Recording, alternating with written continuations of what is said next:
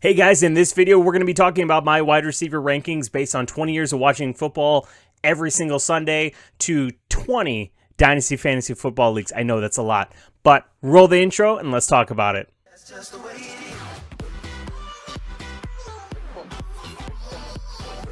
Let's start with our top tier, Super Saiyan. If you know, you know, Dragon Ball Z reference, but this is the top tier, the guys that persevere through everything, that constantly push the bar to what it is to be a top talent in the NFL, far as Dynasty, fantasy football, and heck, even redraft football. My number one is Jamar Chase. He is a top receiver. He is with Joe Burrow. That in itself is the key to success. He's been a top 10 wide receiver in 6 seasons, I believe. He is a dog. He is the number one. Number two, and it isn't coincidental that these guys' numbers kind of match their ranking, double one. He's not quite one yet, but he showed 2 seasons in a row in my beautiful Seahawks offense and Super Bowl champion, and offensive or defensive player of the year, depending on where you look on Twitter. He's just a dog. He won the award for a reason. He should have been in the race for MVP, dare I say it. And in fantasy, he won you some leagues. If you drafted and believed in this guy, he won you leagues. And number 3 is a little bit more controversial. Puka Nacua. No one doubts the talent. He had the most receiving yards, even though he didn't play all the games. He may be in the Rams, and I hate them.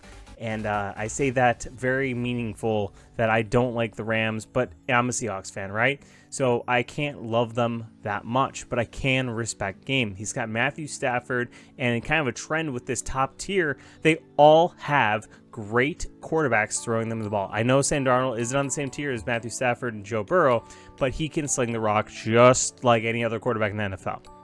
This next tier is the layups. This is the under the rim kind of players, the people that you put in your lineup and you think, yeah, they're going to score me points. They may not be a 1 through 5 pick in your fantasy drafts, but they're a first round talent or early second to mid to late second in dynasty startups and in value. Starting off with Old Reliable. That's why he's at the top of this tier. These tiers, by the way, are from left to right, the ranking in that tier. Amon-Ra St. Brown is your Honda Civic, your Toyota Corolla, the Old Reliable, the one that's going to get you 200,000 miles on the road. He has been a consistent in that offense, regardless of JMO, regardless of offensive coordinators, regardless of what Dan Campbell does with the offense. I love him on my fantasy team, and I just love him as a receiver because he's got the grit. He'll play through injury. He does not care what happens on the football field. He's going to play, and he's going to get points, and he's going to catch the ball. And that's why he's the top of this tier. He's not quite Super Saiyan, but he's pretty dang close. Malik Neighbors, you might be saying he's 22. He really hasn't proven anything. He's only had 1 season.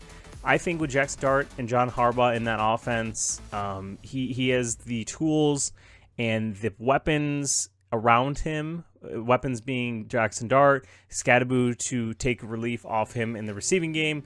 You have Darnell Mooney and you have Darius Slayton, which aren't going to command many targets. So Malik Neighbors, if he can come back from injury, I think he's going to be a dog this year and future years because, once again, he's only 22.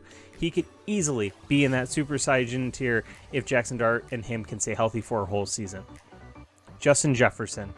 This is if Amon-Ra St. Brown is your Old Reliable Honda Civic, Toyota Corolla.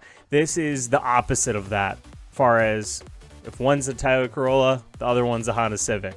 He is reliable, and even in a down year, I don't have the exact numbers, but he put up, I believe, about 10 to 13 points per game with J.J. McCarthy, the worst quarterback in the NFL, statistically, literally the worst. He's going to get Kyler Murray. He's going to be better. He's going to go back to where he was. I think he's only 26 or 27 years old, and he can still produce at a high level. Next up is CeeDee Lamb. Now, this one is one of those that the talent is unquestionable, right? He is one of the best wide receivers in the NFL. But can he still produce coming off injury? He's healthy now. But also with George Pickens. That is the question mark we've kind of had after last year when George Pickens had a top 10 season. Lamb, on the other hand, kind of had a down year. And people were looking at, well, it's George Pickens. I think it was more the injury. But I'm going to say that their defense is going to be a little bit better than it was last year, and they will not have as much passing volume. Will they have passing volume? Absolutely. Will they be coming back in games? Absolutely. Will he get targets? Absolutely. So that's why he's here, but he is one of those, like, this is where it starts to get like, I don't know about, like, if you went one way or the other, like, the last I feel confident no matter what is Justin Jefferson for me. This is where you're like, okay, well, pick your poison. I could understand your argument either way. And that leads me into the next guy, Drake London. Now, everyone before this kind of already, had a quarterback, right? You have Joe Burrow, you have Sam Darnold, you have Kyler Murray, you have Jack Dart. And say what you will about who hasn't and who has proved. Tua Tagovailoa had a good season, and then Michael Penix hasn't done much. So Drake London has seemed a little bit QB-proof. I would love to see him with a great quarterback, but we're going to have to probably wait another year. If Tua is the starter, he can produce wide receivers with wide receiver one upside. He has helped the likes of Tyreek Hill, Jalen Waddle, even Achane in the running game, benefited from Tua Tagovailoa. Michael Penix, if he is the starter, he showed you last year that he could support London. I know it wasn't the full year, but he showed you he could support him. So I think you're good either way. This is a great mid-round pick, in the second round, that is. And I have him in a couple fantasy leagues. It's just not my favorite pick, or I'm not picking where he gets taken. And I'd much rather have this next guy, which is younger in Ted McMillan, but you could almost say the same thing about the quarterback. I believe in Bryce Young maybe more than most. I'm not saying he's the best quarterback, but I don't think he's a bottom-tier quarterback. He's just short, and he struggles, but that's where Ted McMillan, being tall and being the receiver that can catch the ball, hopefully he can play a little bit bigger this year. But Bryce Young can get him the ball. He proved that last year because he was Rookie of the Year on the offensive side of the ball, and I think he can go up a little bit, not a ton. I think he can get up to that 1,200-yard mark and fit just here in the layups. He's not going to win you your league, but he won't lose you your league. Next up, we've got our three-point shooters. These are the ones that are kind of, you put them in your lineup, you love it if they're your third wide receiver, if you're starting three wide receivers. You love it if they're your flex. You don't mind it if you're, the wide receiver two. They're great wide receiver twos. And in some cases, they could be a number one. We're going to start off this list by the biggest boom or bust kind of guy because he is so volatile in his actions. He's hilarious on the football field. If you've ever watched clips, or if you haven't, look him up on TikTok, Twitter, wherever. Look up George Pickens on the football field. He is hysterical, and he's great for fantasy. He is the stereotypical three-point shooter. He gets the points. He finished top 10. He showed flashes in Pittsburgh. He is playing on a contract year or playing on a tag, however you want to word it. He is going to prove himself. He is only limited by his own self, honestly. Lamb and him can work together. Lamb probably will go to slot for a lot of reps. George Pickens will go on the outside. I'm really excited to see this offense with both of them healthy. And so we'll move on to my next guy, Garrett Wilson. Garrett Wilson is your classic QB-proof kind of guy. He is persevered through Justin Fields. He's persevered through Tyrod Taylor and a couple backups that I don't even know the name of. I mean, Jets fans might not even know the name of them. He is QB-proof, and I like him in the third round of Dynasty startups. And I don't have him on enough teams, but I think he's a really good prospect. He was a great prospect. He's been a great player, and he is QB-proof, and he's going to have Geno Smith, who I think is a great upgrade for him. If you look 2 years ago, Geno Smith was slinging the rock and producing fantasy-relevant wide receivers with DK Metcalf, Tyler Lockett, and JSN. All three of them did great with Geno Smith. One bad year in the worst offense in the NFL will not define him. I know he's 35, but he can sling the rock to Wilson, and don't worry about Omar Cooper and Sadiq. He will get the targets. Garrett Wilson will get targets. And we'll move on to our next guy, Emeka Egbuka. I think I said that correctly. This is one of those Ohio State wide receivers, like the guy next to him, Garrett Wilson, and the guy up there, JSN, that could take that next leap and be the guy. Ohio State is producing wide receivers at an unprecedented rate. He showed amazing flashes in the first 6 weeks of last season. Baker Mayfield was a little bit banged up. He was a little banged up. Mike Evans was banged up, came back. The dynamic was weird. He was learning offense. He was a rookie. He was on track for Rookie of the Year. That's all I need to see in their first year. People expect this high expectation all the time off the rip. He was a first-round talent, so you got value insulation there. He is now probably the number one in the offense with Mike Evans off to San Francisco. Chris Godwin is a shell of himself and is the number 2 in that offense. And Jalen McMillan would be 3, or Ted Hurst. He's great. I'm taking him in a lot of fantasy leagues. That's why he's up at the top of this league, this tier of 3-point shooters. He's going to be kind of boom and bust until he kind of settles into a role, and I could see him hopping into the layups next year. Next up is another Ohio State darling, teammate of my darling, JSN, Chris Olave. His buddy, Garrett Wilson, is in this tier as well. Chris Olave had a great year last year. A lot of people harp on the fact that he had a lot of concussions, that he was mulling retirement, which he never said himself. That was speculation online from us in the community. I don't think that he's going to retire. I think he's got Tyler Shuck. I think he's in a great situation to succeed in the NFL. Alongside Tyler Shuck, they can protect him better with Jordan Tyson on the other side of the ball. They'll spread it around, so he will get more one-on-one opportunities, and they are in the worst division in all of football. He is going to get reps. He's going to get points. He's going to be in a dome. Tyler Shuck's going to sling him that rock. It's going to be fantastic. If you can buy him low, go for it. I mean, he's great. Next up is Zay Flowers.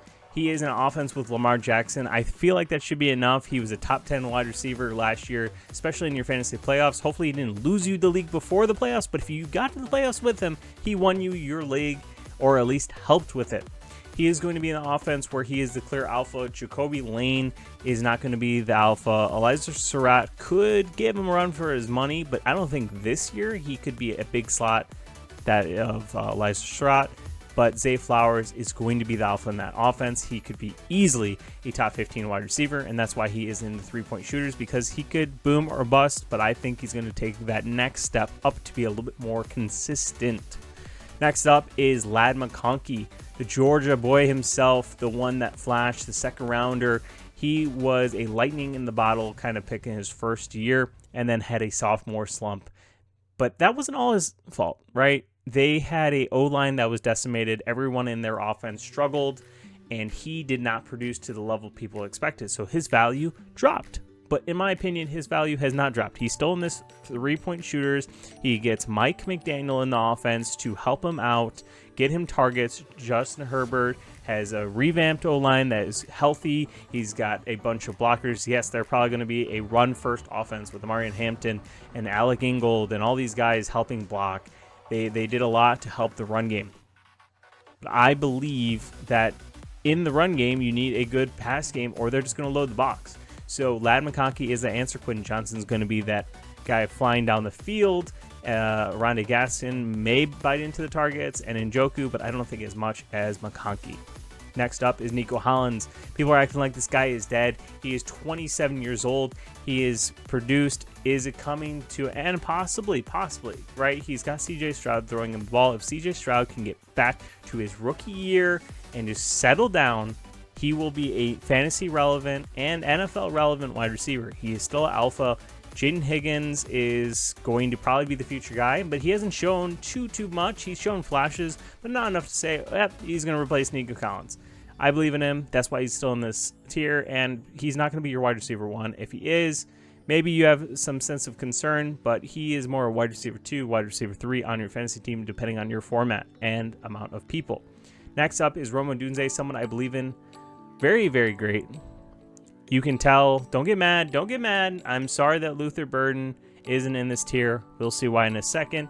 But Odunze is the alpha in that offense. I know he wasn't drafted by this regime. I know Ben Johnson came in after him, but he is still a quality talent out of Washington, and he has done good things for the Bears. Before he got hurt with his ankle, he was producing at a high rate that we expected for the year. If he had kept on that pace and didn't get hurt, we'd be talking about him in the same light as a Ted McMillan. He might even be at the top of this tier with George Pickens. Some players are going to make a step up. Who is it going to be? We don't know, but we can make good speculations on good offenses with good quarterbacks who is going to be better in the NFL.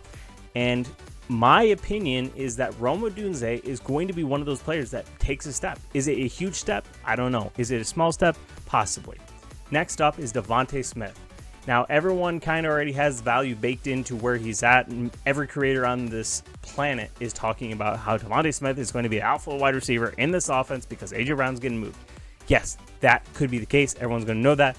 So that's already baked into his value. I believe he is a second wide receiver on your team. He is a great buy low, and I think he is a fantastic player. Don't forget, this kid was a Heisman winner in college, one of the best wide receivers in college football in the last decade or two, right?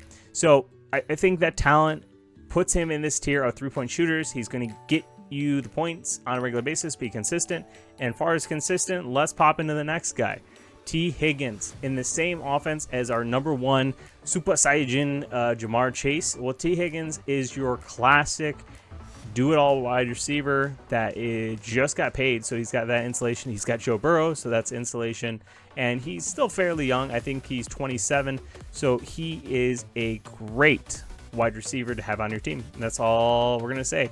And the last one in this tier, I did make this tier before the news, so I would probably move Rashee Rice a little bit lower.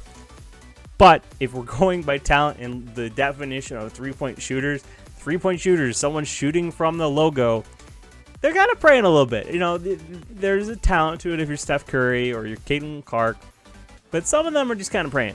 And that's kind of what I'm doing with Rashee Rice. Rashee Rice's talent when he's on the football field, no one has doubted. He is a top wide receiver when he is on the field with his head out of his butt. He is a great wide receiver. Now, can he be on the field? Who knows? Last year, he was suspended. He was getting off injury, all this stuff these last 2 years, right? But when he starts the field, he's put up like 18 points per game. He's got one of the best wide receiver or quarterbacks in the league, if not the best talent-wise quarterback in the entire league in Patrick Mahomes. Patrick Mahomes, when throwing him the rock, he is phenomenal, and that's why he's in this tier. That is purely it. Will he play this year? Most likely. Even if he gets suspended, unless he goes to federal prison and isn't going to play, he is going to be in this tier. I'm sorry. I'm putting the bias aside. I have no opinion on the personal stuff. I think he is not the greatest, but he is great in the football realm. We're going to speed through this next tier. High-end flexes. Marvin Harrison Jr., he was one of the most elite prospects in college. I think he's a fantastic athlete, and I think not enough people are looking at his trajectory along with his dad's. I know that has been a common argument, but it's a valid argument. His dad was a late bloomer. He had to get Peyton Manning. Is Marvin Harrison going to have that same jump with Arch Manning? Maybe. Next up, Luther Burden. This is a sweetheart of the fantasy community. I am lower on him than most. Maybe it's because I'm a Chicago native. I don't know what it is, but I don't believe that the second round wide receiver taken by Ben Johnson, who had some issues, attitude issues that had to be worked out, is going to out-target Loveland or Odunze. Could he be right there along with them? Absolutely. Could he be a great slot? Absolutely. I just don't. He's a high-end flex. That's not a diss. Last year, he was a bench piece. So to be in this high-end flex with these players is a compliment. Brian Thomas Jr., kind of the same thing. He had a great first season, second-round darling. Copy and paste everything I said about McConkey, minus that Brian Thomas was hurt and he had some catching issues, and I believe that he knows how to use his hands. I believe he can still catch the ball, so that's why he's in here. Jamo Williams is the classic boomer bust wide receiver. He's going to get a ton of fantasy points, or he's going to get you 0. So he's in the high-end flex because he can get you that upside. Alec Pierce, I believe, is now in this tier due to the contract, due to how he plays wide receiver. Daniel Jones is healthy. He's in this tier now.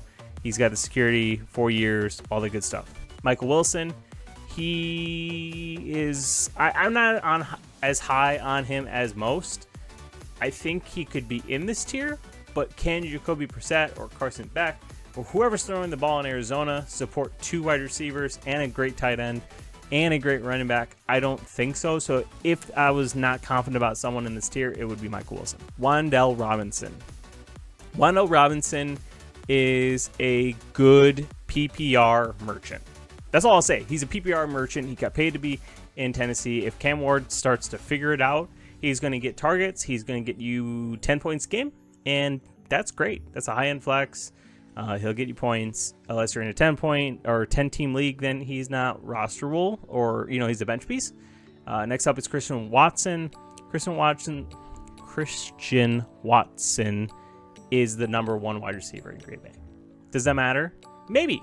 Different defensive coordinator, so maybe the defensive side of the ball plays different, which causes Matt LaFleur to play different. Who knows? You don't have Romeo Doubs there. You do not have some other pieces there. So he could take the next step up if he can stay healthy. If he can stay healthy and play through an entire season, he will get you a lot of points. I think he has upside of 12 points per game. Jordan Addison, he is the clear wide receiver 2 in the Vikings alongside Justin Jefferson and Juwan Jennings. He is kind of your set it and forget it flex, and I think he's really good at what he does. Romeo Doubs. Romeo Doubs is now a New England Patriot, and for some reason, people are saying he's not good. He's going to be number 2 to A.J. Brown.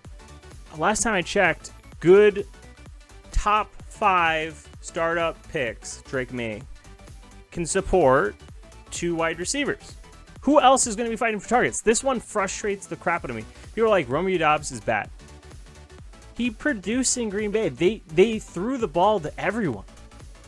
Okay, he's not the best wide receiver, but he's not trash. Second, Drake May is being drafted as QB2 in all of fantasy. Who is he going to throw to? He was throwing to Kayshon Boutte and Scrubs last year. If it's A.J. Brown and Romeo Doubs, those are who are going to get the ball.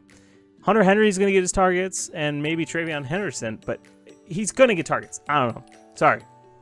Parker Washington is very controversial for the same reason as Doubs, but it actually has validity to it because he has Brian Thomas, there's Parker Washington, there's the Trevor Hunter thing. Not going to even touch that. That's why he's not in here. He would be somewhere. I'm not going to tell you where, but he'd be in here. Parker Washington is one of those players that is a slot merchant and kind of reminds me of Wando Robinson, but a little bit plus as far as talent, and I like him in this high-end flex category. Next up is the old reliables. I'm going to speed through this tier because you guys have known these guys for years and don't need explanation of why they're in this tier.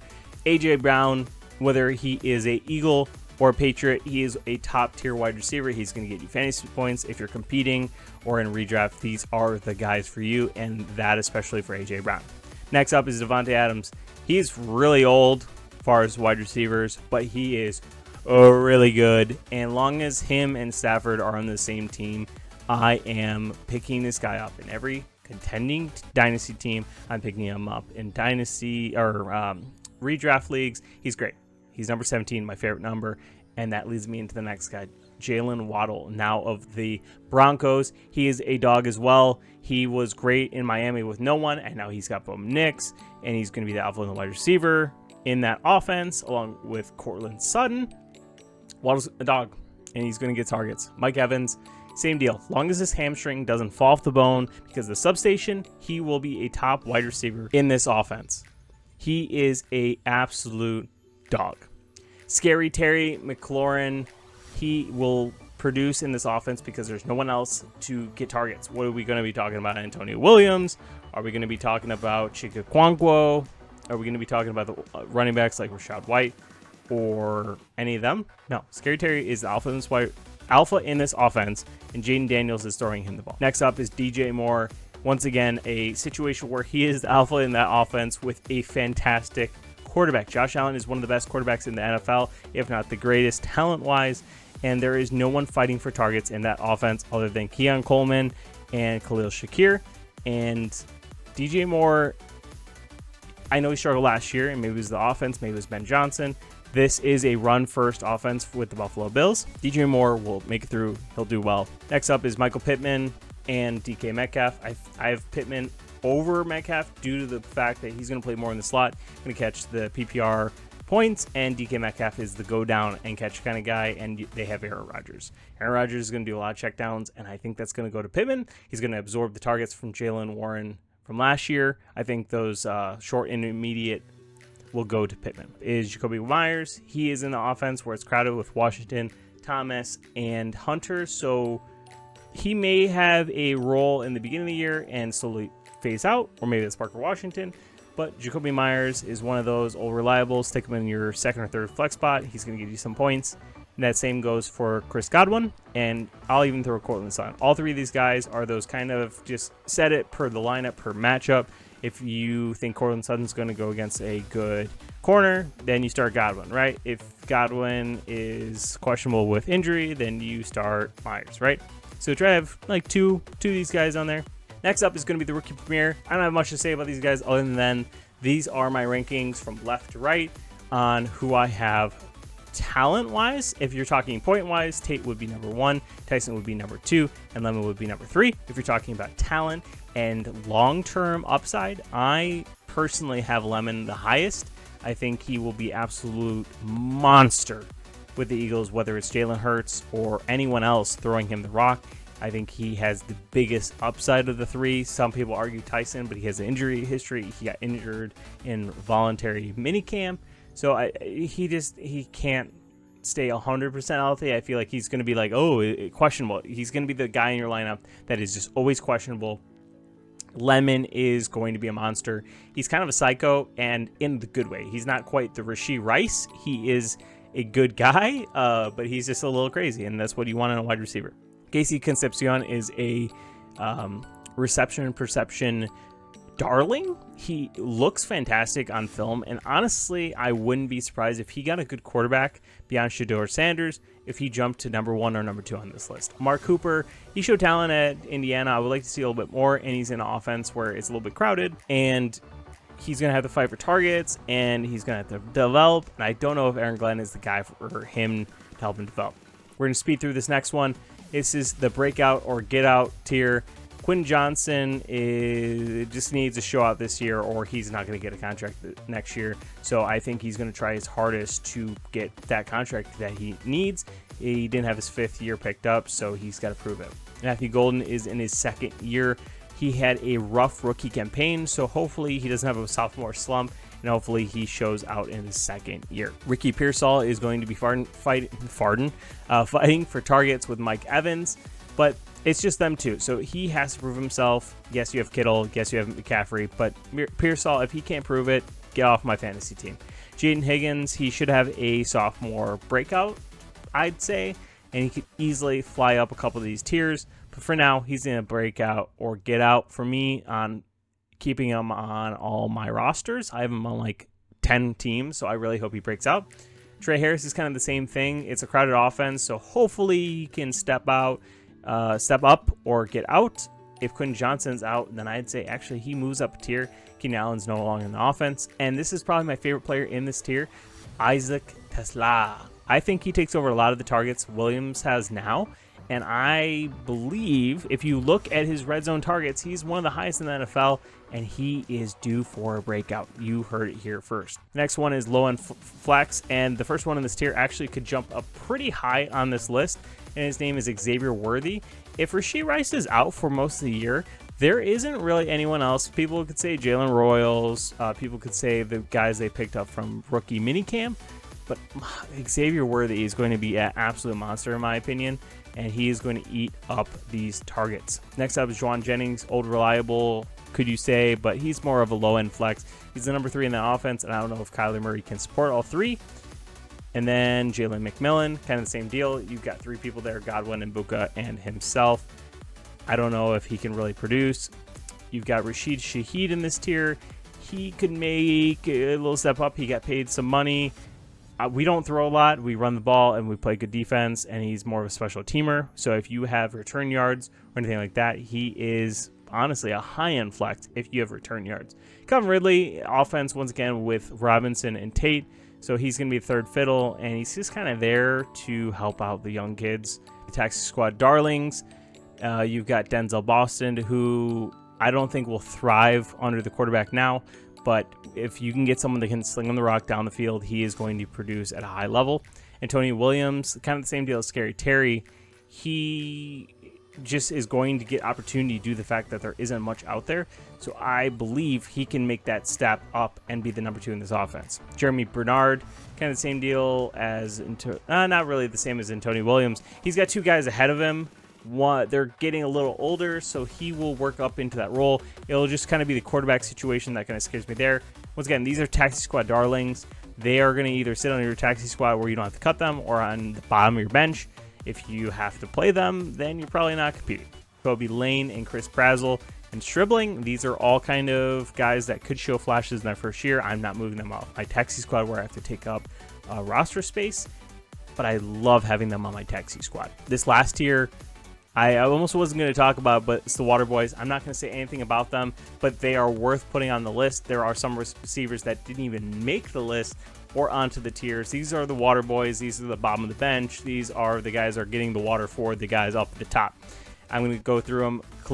Khalil Shakir, Jaden Reed, Jalen Naylor, Josh Downs, Adonai Mitchell, Rashad Bateman, Kyle Williams, Jack Besh, Keyshawn Booty, Trey Tucker, Tank Dell, Jerry Jeudy, Darnell Mooney, Treylon Burks, Cooper Kupp, Joshua Palmer, Troy Franklin, Xavier Legette, and Malik Washington. Most of those guys, they're worth kind of having on your roster, but there's other quarterbacks, tight ends, and other positions I probably would rather on my team. But that's kind of been my rankings on wide receivers from top to bottom. Super Saiyan, layups, 3-point shooters, high-end flex, old reliable, rookie premier, breakout, get out, low-end flex, taxi squad darlings, and water boys. If you guys enjoyed today's video, leave a like, leave a little subscribe or comment. I appreciate all the love, and I love you guys. Peace.